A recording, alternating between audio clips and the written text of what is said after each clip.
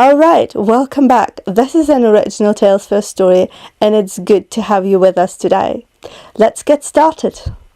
On Thanksgiving, I found my 6-year-old daughter outside on the steps, shivering. Inside, my mother-in-law laughed and said, "Adults only, sweetheart." I didn't yell. I took action. 5 minutes later, my mother-in-law regretted everything. Thanksgiving Day. Later that afternoon, the porch light at Diane's house made the steps look almost blue in the Wisconsin cold, and my daughter Lily was sitting on the second step like she'd been put there on purpose. Her little shoes were on, but her coat wasn't zipped, and her hands were tucked under her thighs trying to stay warm. "Mom," she said, and her voice had that tight, small sound she gets when she's trying not to cry. I scooped her up and felt how cold her cheeks were. Through the back glass storm door, I could see the living room packed with adults holding wine glasses, laughing like it was a sitcom. I carried Lily back inside on my hip, and Diane actually smiled wider. "See? She's fine," she said, like it was all a joke. Then she leaned toward my child and said, sweet as syrup, "Adults only, sweetheart." I looked at Lily's pale fingers, and then at my husband Mark across the room. I pulled Lily's zipper up, adjusted Lily's scarf, and kissed the top of her head. Diane gave a little chuckle like I was being dramatic. And that's when I decided that, back home, our front door was going to stop recognizing Diane's code. One of the first times Diane used Lily like a prop was earlier that year, at Lily's 6th birthday party, right in our backyard under those cheap rainbow streamers I'd taped to the fence. Lily had frosting on her nose and a paper crown crooked on her head, and she ran up to Diane holding a crayon drawing. "Grandma, I made you our house," she said, proud. Diane took it between 2 fingers like it was a receipt and glanced at it for half a second. "That's nice," she said, already turning away. Then she pointed her wine glass toward the patio table where the adults were sitting. "Go play," Diane told her. "The grown-ups are talking." Lily froze, still holding her smile like she didn't know where to put it. I stepped closer. "She can show you," I said. Diane's eyes flicked to me. "Erin, adults need adult time," she said. And then she added, quieter, "Don't make it weird." Mark laughed too hard at something his uncle said and didn't look over. Lily slowly lowered her drawing and walked back toward the swing set by herself, like she'd learned not to take up space. Diane kept talking about proper parties and better traditions while my kid tried to disappear. Lily learned to go quiet around her grandma. A couple months later, on a Sunday afternoon in Milwaukee, I came downstairs to the sound of our pantry door clicking shut, like someone was quietly closing a secret. Diane was standing in our kitchen with a tote bag and my labeled containers spread across the counter, her bracelets clinking as she moved things around.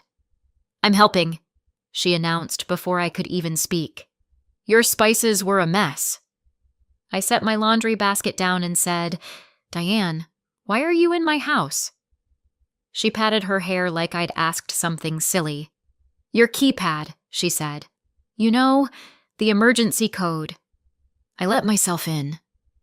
Lily ran in from the living room and stopped when she saw Diane.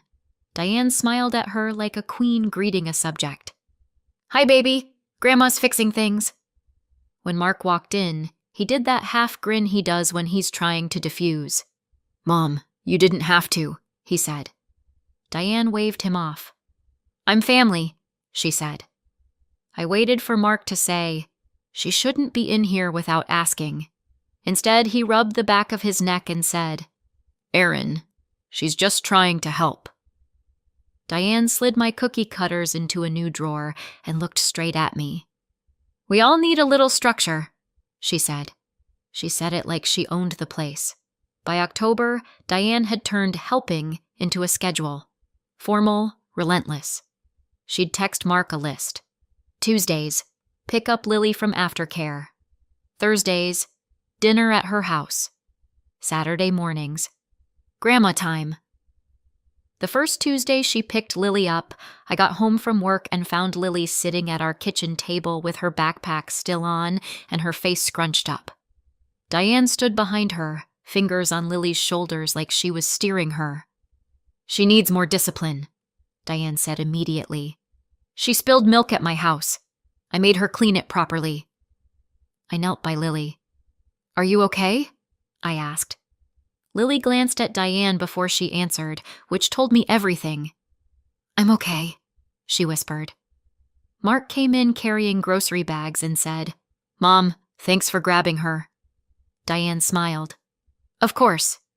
She needs consistency." I said, "We didn't talk about you picking her up today." Diane's eyes sharpened. "I'm on the list," she replied. I asked Mark. Mark set the bags down and gave me that look, the one that says, "Please don't start."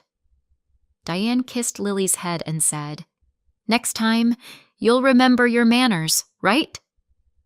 Lily nodded fast. Diane loved rules when she wrote them. The next morning, I called St. Bridget's aftercare program, and the woman at the front desk sounded confused. "Yes, your mother-in-law is authorized," she said. "She's been on the pickup form since last year." I held the phone tighter. "Since last year?" I asked. "I filled out that form." The woman hesitated. "We have a signature from Mark," she said. "Please remove her," I said. The woman hesitated. "I can't do it over the phone," she said. "We need an updated form, both parents." I didn't yell. I didn't even raise my voice. I walked into our living room where Mark was tying his tie and said, "Did you put your mom on Lily's pickup list?" He blinked like he didn't understand why it mattered. "It's just for emergencies," he said. "She asked. It seemed harmless." I said, "It's not harmless if she uses it whenever she wants." Mark sighed. "Aaron, it's my mom. She wants to feel included." I stared at him until he looked away. Later that day, Diane texted me a smiley face and, "Glad I could help with Lily." I didn't respond. She didn't need permission. She needed proximity. I should have fixed the aftercare form that week, but Mark kept pushing it off. Next week, after things calmed down. And I let it sit. By the week before Thanksgiving, Diane was sending long texts like she was running a corporate retreat. "Dinner at 2 o'clock, she wrote in the family group chat. "Appetizers at 1 o'clock, football at 12 o'clock, no kids in the living room during adult conversation, bring slippers, no outside toys."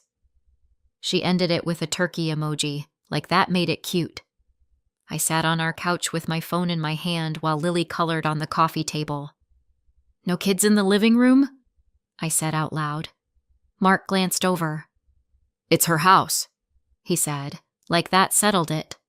I typed, "Can Lily stay in the living room with us? It's going to be cold." Diane responded almost instantly. "She'll be fine. Kids need to learn boundaries. Adults need adult time." I looked at Lily, who was humming to herself, coloring a family of stick figures holding hands. My jaw went tight for a second. Then I did what I'd been doing for years. I swallowed it and wrote, "Okay." The word adults sat there like a warning. Thanksgiving morning, Diane didn't even wait for us to leave before she appeared in our kitchen. I was pulling the pie out of the oven when the keypad beeped at the front door. 2 quick chirps that meant correct code. Lily ran toward the hallway yelling, "Grandma!" And Diane walked in with a plastic container and that confident smile.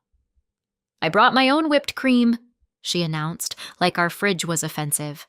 "Yours is always too sweet." I wiped my hands and said, "Hi, Diane. We weren't expecting you." She set her purse on my counter like she lived there. "I needed to drop this off," she said, and then her eyes went to the pie. "That crust looks thin." Mark came downstairs and kissed her cheek. "Hey, Mom," he said. Diane immediately relaxed, like she'd gotten what she came for. "I'll drive you to my house," she said. "We'll go in one car. It's easier." We'll take our car, I said. Lily's booster seat is already in the back. I opened my weather app without thinking. 28 degrees, flurries starting at 3 o'clock. I watched Lily spin in her little Thanksgiving dress and imagined her outside in that cold. Diane clapped her hands. "Let's go," she said. When we pulled up, the porch steps at Diane's place were already rimmed with frost. When we arrived, Diane's house smelled like turkey and cinnamon and that lemon cleaner she loves, the one that makes everything feel staged. Her living room was packed when we arrived. Uncles, cousins, neighbors I barely knew. The TV was loud with a parade, and Diane had already decided where everyone would stand, sit, and place their coats. "Shoes off," she called as we walked in. "Coats in the back room. Kids' stuff goes downstairs." Lily clung to my hand. Diane spotted her and smiled. "There's my girl," she said, then immediately turned to a cousin. "Adults in here," she said, sweeping her hand toward the living room like she was directing traffic. Lily tugged my sleeve. "Mom, I brought Grandma the picture," she whispered, pulling a folded drawing from her purse. She walked up to Diane carefully and held it out. "I made you your kitchen," she said. Diane took it, glanced, and set it on the top of the piano without even unfolding it all the way. "That's nice," she said, already looking past Lily. Then she pointed toward the hallway. "Go downstairs with the kids," she said. Lily looked at me. I said, "She's staying with me for now." Diane's smile stayed on her face, but it got thinner. "Aaron," she said, like my name was a warning. Mark stepped in with that smooth voice. "Lily, why don't you go find the toys?" he suggested. Lily hesitated, then slowly backed away, her shoulders slumping. It started with a piece of paper. At 1:45, Diane rang a little bell, an actual bell, like we were at summer camp. "Dinner in 15, she announced. She had assigned seats with place cards, even though it was family. Lily's place card was not at the main table. It was on a small folding table set up in the hallway near the back door, next to 2 toddlers and a pile of coats spilling out of the back room. I stared at it. "Why is she out here?" I asked. Diane didn't look up from adjusting a centerpiece. "Kids' table," she said. "Adults at the main table." I said, "She's 6. She can sit with us." Diane's eyes snapped to mine. "It's tradition," she said. "Don't make it a thing." Mark hovered beside me, hands in his pockets. "It's just for dinner," he murmured. Lily sat down quietly, feet swinging above the floor because the chair was too tall. The back door was drafty, and every time someone went in and out for more napkins, cold air rolled over that little hallway table. When the food came out, Diane served the main table first.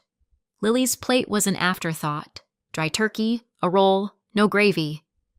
Lily stared at the mashed potatoes on the main table like they were on a different planet. I stood up to bring her some. Diane's hand shot out and touched my wrist. Not hard, but enough. "Let her wait," she said, still smiling. "Kids learn patience." Lily's cheeks were red from the cold air. Then Diane dragged Lily's chair another foot toward the back door, farther from the main table.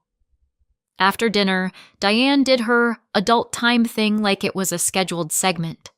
She dimmed the lights in the living room and turned on some soft jazz, even though the football game was still on.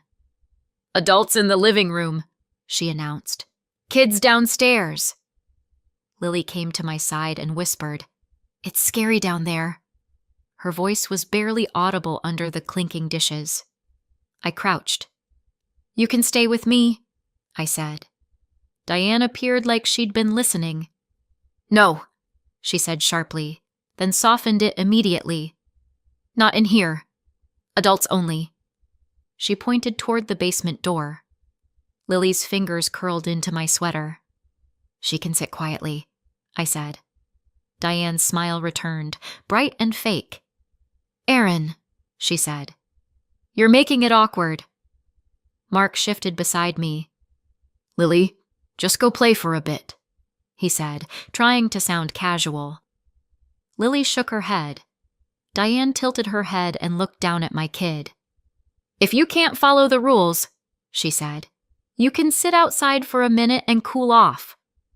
She opened the back door like it was nothing, like sending a child outside in November was a normal consequence. Lily looked at me again. One last check. For one stunned second, my body didn't move. I started to say something, but someone laughed loudly in the living room, and Diane was already ushering Lily toward the back door. I turned, and Lily was gone. I noticed the silence first. It wasn't that the house got quiet. It didn't. It was that Lily's little background noises were gone. No humming, no toy clacking, no tiny footsteps. The back door was cracked open. Lily? I called. No answer. Cold air rolled in like the house had exhaled. Through the window, I saw her on the steps, shoulders hunched, hands tucked under her legs. I didn't know if it had been 30 seconds or 3 minutes, but she was already shaking. Behind me, Mark was at the glass too, staring at her like he couldn't make his brain accept it. I yanked the door open and stepped onto the porch in my socks, the cold biting right through. Baby, I said, and Lily looked up with that tight face again.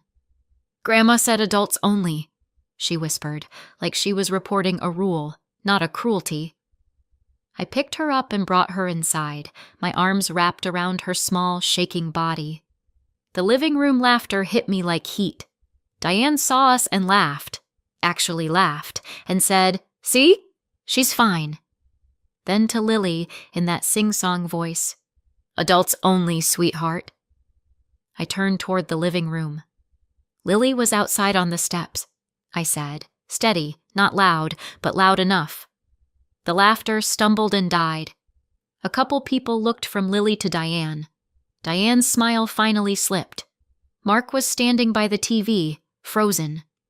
I looked at him and said, Get your coat. Not angry, not pleading, just a fact. Diane's smile flickered. Aaron, don't be dramatic, she said. I zipped Lily into her coat right there in the hallway, her little chin trembling against the zipper. I jammed my feet into my boots by the mat. I didn't argue. I didn't negotiate. I walked us to the door. Mark followed, quiet, like the floor had dropped out from under him. I got calm, and everything after that was just logistics. 5 minutes later, we were in the car, and Diane was left inside with a room full of adults who'd just seen exactly what she'd done. Through the window, I saw people stop pretending. Someone near the couch said, not quietly, Diane, you put a kid outside? Another voice answered, In this weather? Diane's smile vanished like a light switching off. Friday morning, our house felt different. Too quiet, like even the walls were waiting to see what I'd do next. Lily ate cereal at the table in her pajamas, watching cartoons like it was any other day, except she flinched when the doorbell chimed for a delivery. I set my coffee down and opened the Notes app on my phone where I kept our house stuff, codes, appointments, the plumber's number. I stared at the line that said, Front door keypad code, Diane. Old code. Mark came into the kitchen and leaned on the counter. His face looked tired in a new way. She didn't mean it like that, he started, and his voice sounded automatic, like he'd said it 100 times. I looked at him. Our kid was outside, I said.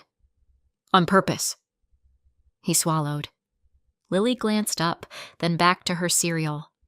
Mark lowered his voice. So what do you want to do? He asked. I didn't answer with a speech. I slid my phone across the counter and showed him the locksmith's website already open. I wasn't sure yet if we'd hire someone or do it ourselves. Either way, Diane's access ended today. We're changing the locks, I said. Mark stared at the screen, then at Lily, then back at me. He reached into his pocket and pulled out our spare. identical to the one we'd given Diane for emergencies. He set it on the counter like it was heavier than metal. For the first time, he didn't defend her. That afternoon, I drove to the hardware store while Lily had quiet time, and I bought a re-key kit. New pins, fresh keys. Because even if we wiped Diane's code, she still had metal, and I didn't want a stranger inside our house to do what I could do myself. The cashier asked if it was for a rental, and I said, "No, it's for peace." At home, Mark held the flashlight while I took the deadbolt apart and pulled the cylinder. I changed the pins so the old key we'd given Diane wouldn't turn it anymore. Then I swapped our key rings over to the new keys. Diane's code was still programmed in there, still valid, still a tiny digital welcome mat. "Should we tell her?" Mark asked, like he was asking if we should warn a storm. I tightened the last screw and said, "She'll find out the first time she tries it." Mark exhaled through his nose, but he didn't argue. When I powered the keypad back on, it chimed, cheerful and clean. I set a new code, one Diane would never guess. And then I deleted every old user slot, including the one labeled D. Mark watched the tiny screen blink as it accepted the changes. "Try it," I told him. He typed Diane's old code out of habit. The lock buzzed and flashed red. Error. Mark's shoulders dropped like he'd been holding them up for years. I watched the old code die in real time. Saturday. Diane called Mark 3 times before noon. I could see her name lighting up his phone like a warning siren while he tried to help Lily build a Lego tower. On the 4th call, he answered, standing in the hallway with his hand over the microphone like he was trying to keep the sound contained. "Hi, Mom," he said. Diane's voice came through loud anyway. "Why did you leave?" she demanded. "You embarrassed me." Mark glanced at me, then back down the hallway where Lily was stacking bricks. "We left because Lily was outside," he said carefully. Diane scoffed. "Oh, please. She was fine. Kids get cold for 2 minutes and live." Mark's jaw tightened. "Don't do that again," he said. Silence. Then Diane, calmer. "I'm coming by Monday to drop off leftovers and a little gift. I'll let myself in." Mark swallowed. "No," he said. "Text first. We'll meet you at the door." Diane laughed like it was cute. "Mark," she said, "I'm your mother." Mark's voice was quiet. "And Lily's my daughter." Diane wasn't asking. She was auditing. Sunday evening, I took Lily to the little park by Lake Michigan, where the wind always makes your eyes water, even when you're bundled up. We got hot chocolate from the corner cafe afterward, and Lily held the cup with both hands like it was a hand warmer. "Are we going to Grandma's again?" she asked, staring at the whipped cream. I kept my voice light. "Not for a while," I said. "Our house is the safe house." Lily nodded like that made sense. "Can we make our own Thanksgiving next time?" she asked. "With pancakes?" I smiled. "We can make our own everything," I said. That night, I set my phone on the nightstand and turned the ringer up because I wanted to see whatever came next instead of being surprised by it. Monday morning, before I'd even finished packing Lily's lunch, my doorbell camera sent a notification. Diane was on our porch with a glossy gift bag, her lipstick too bright for 7 a.m., and her face already tense. She punched the keypad once. Then again. Then she pulled a key from her purse and tried the deadbolt. It wouldn't turn. Then she stared at the door like it had betrayed her. Then she stepped back and rang the doorbell anyway. I watched from the kitchen window as Diane adjusted the tissue paper in the gift bag, pasted on a smile, then knocked, twice, like nothing had happened. Lily was at the table eating toast, humming softly. I walked to the front door and left the chain on. "Hi, Diane," I said through the crack. Diane's eyes flicked to the chain, then back to my face. "Good morning," she sang. "I brought leftovers and a little something for Lily." She held up the bag like a peace offering. The code isn't working, she added, softer, like the house had made a mistake. We changed it, I said. Diane blinked, still smiling, but the smile started to shake at the edges. Changed it? She repeated. Why would you? I cut in, still calm. Because you let yourself in whenever you want. That's over. Diane's cheeks flushed. I'm family, she snapped. Then she remembered Lily could probably hear and forced her voice sweet again. Lily, sweetheart, Grandma got you a surprise. Lily slid off her chair and stopped behind me, not touching the door. Hi, she whispered. Diane leaned closer to the crack. Can I come in? She asked, like it was a formality. I shook my head. Not today, I said. Diane's fingers tightened around the gift bag handles. She still thought a bag could buy a pass. After she left, Diane didn't go quietly. She texted Mark a wall of messages. How I'd overreacted, how I'd poisoned him, how children don't belong in adult spaces. Mark sat on the couch with his phone in his hand, reading in silence. Lily played on the rug with her dolls, lining them up like a little audience. Finally, Mark typed one sentence and showed it to me before he hit send. It said, "You put Lily outside in the cold. You don't have our door code anymore. Do not come over without permission." Diane replied instantly, "I did not. Aaron is twisting things." Mark stared at that and then typed again. "I saw her on the steps. Don't lie to me." He hit send. There was a pause. Real pause. Like Diane didn't know what to do when the usual script stopped working. Then, "I was teaching her respect." Mark's thumb hovered. He didn't write a paragraph. He wrote, "Respect is not freezing on a porch. We'll reach out when we're ready." He set the phone down like he was done touching something dirty. Lily looked up and said, "Is Grandma mad?" Mark swallowed and said, "Grandma made a bad choice." He finally said the sentence out loud. By Tuesday, Diane had recruited an audience. My sister-in-law Kelsey called me while I was loading the dishwasher, her voice careful like she was walking across ice. "So, what happened?" she asked. "Mom says you locked her out and you're withholding Lily." I dried my hands and said, "Lily was outside in the cold because Diane wanted adults only. We changed our locks. That's it." Kelsey went quiet. "Outside?" she repeated. "On the porch?"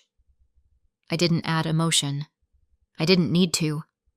"Yes," I said. "In November. In Milwaukee. Shoes on. Coat unzipped." Kelsey exhaled. "Okay," she said, and the words sounded like a door closing. Before she hung up, she said, "She's been calling me nonstop.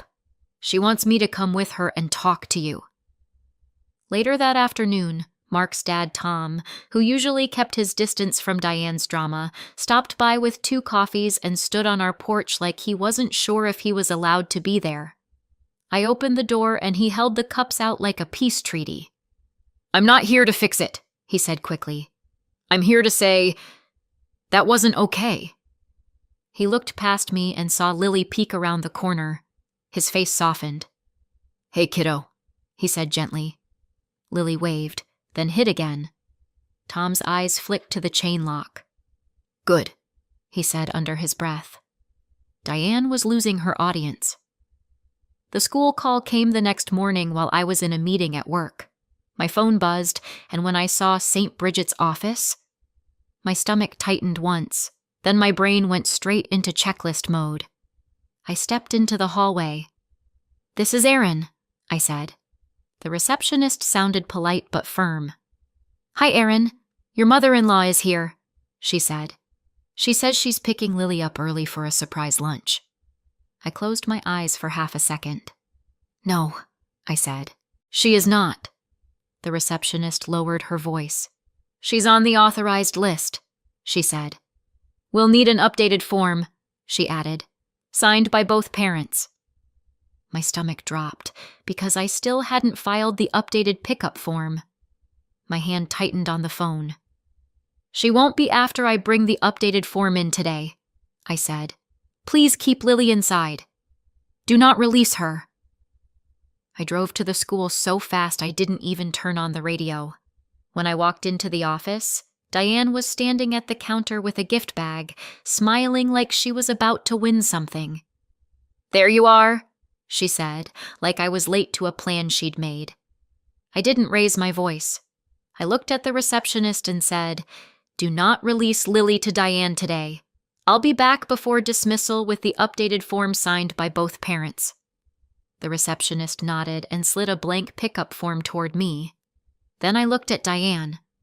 "You don't get to show up at my child's school," I said. Diane's smile slipped. "I'm her grandmother," she hissed. I leaned in and said, "And I'm the person who decides who takes her home." Now she was testing doors I hadn't even thought about. That afternoon, I sat at my kitchen table with the school's pickup form and a pen, and I treated it like a security document. I crossed Diane's name out so hard the paper tore slightly. I added a password requirement for phone calls. I added Mark's dad Tom and my friend Sarah as backups, people who respected no. Mark watched me write, his face tight. "I didn't know she'd do that," he said. I didn't say, "Of course she would." I just slid the form toward him. "Sign," I said. He signed without arguing. I drove the signed form back to St. Bridget's before dismissal and watched the receptionist remove Diane's name from Lily's file. An hour later, our doorbell camera pinged again. Diane was in our driveway, not carrying a bag this time, just walking around the side of the house like she was checking for a window. I watched the live feed and felt that calm settle in again, the calm that comes when you're done being negotiable. I texted Mark. "She's here." Mark came home early and walked outside before she could reach the back door. I opened the front door just enough to hear. "Mom," Mark said, voice low. "What are you doing?" Diane turned fast, caught. "I thought maybe the keypad was broken," she said, too bright. Mark held his hand out. "Give me the key," he said. Diane's face flashed with anger. "I don't have a key," she snapped. Mark didn't move. "Give me the key," he repeated, calm as ice. After a long second, Diane pulled a small key from her purse like she'd been hiding contraband and slapped it into his palm. We took back the last key she'd been given. Thursday night, Diane tried a different tactic, social pressure. She invited half the family to her house for leftover night and texted Mark a group photo from earlier. Everyone smiling at her table, like proof of her innocence. Then, right around 6:30, our doorbell rang. When I checked the camera, Diane was on our porch again, and this time she'd brought Kelsey with her, like a witness. Kelsey looked uncomfortable, hands shoved in her pockets. Diane stood tall, chin up, wearing the same bright smile she used at church potlucks and neighborhood picnics. I didn't open the door. I spoke through the camera speaker. "Hi," I said. Diane's eyes snapped to the lens. "Erin," she called, like we were friends. "We're here to talk like adults." I kept my tone flat. "You can text," I said. Diane's smile tightened. "This is ridiculous," she said, loud enough for Kelsey to hear. "You're keeping my granddaughter from me." Kelsey's eyes flicked to the camera, then away. I said, "Diane, you tried to pick her up from school. You're not welcome on my porch." Diane's face went stiff. Kelsey whispered something to her. Diane turned sharply and hissed back, and even through the camera I could tell she was furious. Then she looked up and said, "Fine," like she was granting me something. She'd brought witnesses. It didn't work. By the time December rolled around, Diane realized she couldn't force her way in, so she tried to force Mark out. She called him during Lily's Saturday morning dance class and left a voicemail that sounded like a rehearsed monologue. I'm your mother, she said. You don't do this to your mother. If Aaron is controlling you, I need you to man up. Mark played it for me in the car after class, while Lily kicked her legs in the back seat, still wearing her leotard. Mark didn't look at me when it finished. He looked straight ahead and said, I'm done being managed. Then he did something small but real. He texted Diane, Do not talk about my wife like that. If you want a relationship with us, you apologize and you follow our rules. He didn't add a joke. He didn't add a softener. He hit send and put his phone on silent. Lily asked, Are we getting a tree today? And I said, Yep. We went to the tree lot, picked a crooked little spruce and strapped it to the roof of our car in the cold. Diane didn't get to control that day. We did. A week later, Diane finally asked instead of announced. She texted me directly. No group chat, no emoji parade. Can we meet for coffee? Just you and me. I stared at the message for a long second. Then I replied with one condition. Public place. 20 minutes. No blaming. She agreed within a minute, which told me she'd run out of other doors to try. We met at a Starbucks near the mall, neutral territory with too many people for theatrics.